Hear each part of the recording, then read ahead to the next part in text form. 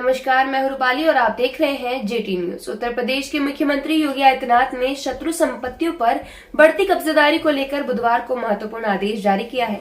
उन्होंने कहा कि प्रदेश के अलग अलग जिलों में स्थित शत्रु संपत्तियों की सुरक्षा सुनिश्चित की जानी जरूरी है। कई स्थानों पर अतिक्रमण की भी सूचना है।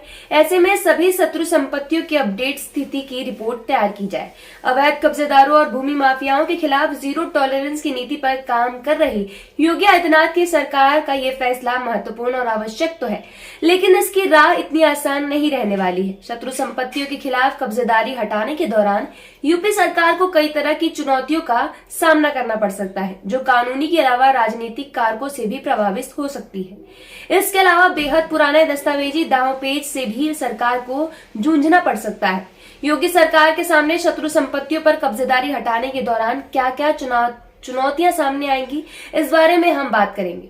लेकिन उससे पहले ये जानना जरूरी है कि आखिर ये शत्रु संपत्ति क्या चीज है। दरअसल भारत से भूलेखी या दस्तावेजों की निष्क्रांत संपत्ति के नाम से उन लोगों की संपत्ति दर्ज है जो लोग विभाजन के बाद पाकिस्तान चले गए थे। बाद में शत्रु संपत्ति अध्यादेश 1968 आने के बाद से ऐसी संपत्तियों को शत्रु संपत्ति घोषित कर दिया था। इन संपत्तियों पर केंद्र सरकार का अधिकार होता है। इस अध्यादेश के जरिए जो लोग 1965, 1971 या 1962 की लड़ाइयों के बाद पाकिस्तान या चीन चले गए, वहां की नागरिकता ले ली थी, उनकी संपत्तियां भारत सरकार के कब्जे पर के हैं। अध्यादेश को लेकर अदालतों में कई कानूनी लड़ाई भी लड़ी गई। साल 2017 में शत्रु संपत्ति के संशोधित अध्यादेश को सदन में दोनों सदनों में पारित किए जाने के बाद फिलहाल यूपी में शत्रु संपत्ति एक बार फिर से चर्चा का विषय है। इसलिए भी है क्योंकि मुख्यमंत्री योगी आदित्यनाथ ने ऐसी प्रॉपर्टी को कब्जा मुक्त कराने का आदेश दिया है।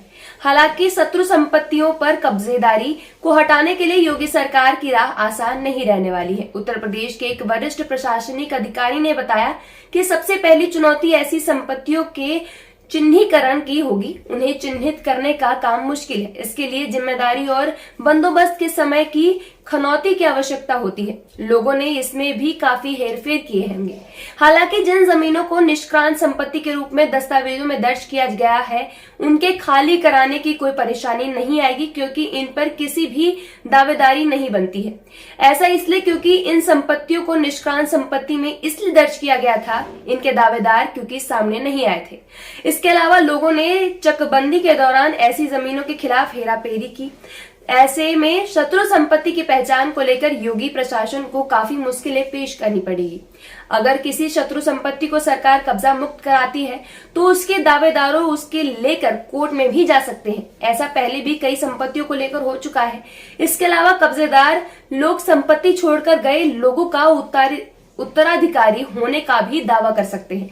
वो कह सकते हैं कि अचल संपत्ति छोड़कर जाने वाले लोगों के वंशज होने के नाते उस पर उनका अधिकार है। ऐसे में सरकार और कब्जेदारों के बीच जबरदस्त टकराव भी देखने को मिल सकता है।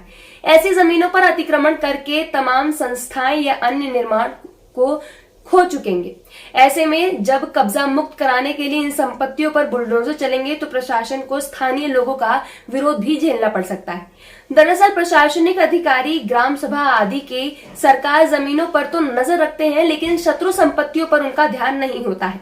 इसलिए ऐसी संपत्तियों पर कब्जे बढ़ते जा रहे हैं। ज्यादातर ऐसी संपत्तियां मुस्लिम बहुल इलाके में है, जहां के लोग विभाजन के बाद पाकिस्तान या अन्य देशों में चले गए थे। ऐसों में कार्रवाई पर करके योगी सरकार को एक राजनीतिक विरोध का भी सामना करना पड़ सकता है।